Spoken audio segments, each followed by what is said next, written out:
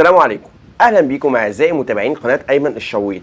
في بس كلمتين محشورين في زوري او في بقي عايز اقولهم لعم محمد رجب صاحب مرتضى منصور، ولا بلاش صاحب مرتضى منصور كده، لا صاحب سياده او فخامه المستشار مرتضى منصور.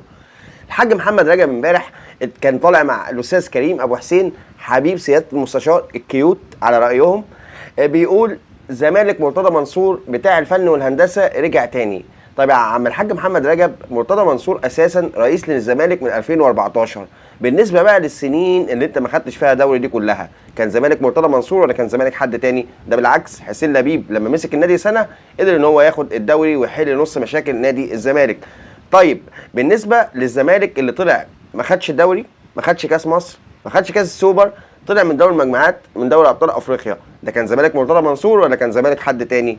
احنا محتاجين برضو يعني ردود على التساؤلات دي. دايما انتوا على قناه الزمالك بتقولوا هو ليه ما بيطلعوش يردوا علينا؟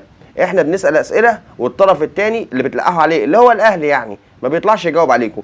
عايزين عم بس الحاج محمد رجب الراجل الكبير المحترم يطلع يرد علينا. الزمالك اللي طلع من الدوري او ما خدش الدوري وخسر كاس مصر وما خدش اي بطوله السنه دي وطلع من دوري المجموعات في دوري ابطال افريقيا، كان زمالك مين؟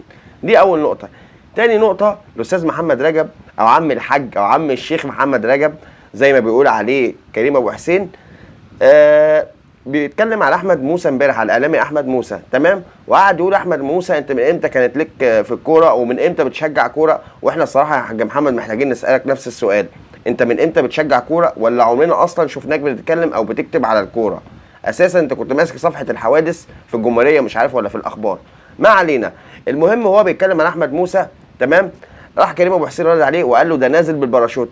قال له ايوه علشان صاحبك، ما هو الطيور على اشكالها تقع. هو طبعا بيلقح على كابتن محمود الخطيب. طيب يا حاج محمد، يعني احمد موسى الطيور على اشكالها تقع مع الكابتن الخطيب، طب بالنسبه لك انت مع ان الكابتن الخطيب ولا عمره طلع معاه، تمام؟ ولا عمره عمل معاه مداخله، لكن انت اللي رسمي كده كل يوم تطلع تقول لنا صاحب سياده المستشار مرتضى منصور. احنا برضو بنقول لك الطيور على اشكالها تقع، مرتضى منصور هو صاحبك فيبقى برضو الطيور على اشكالها تقع.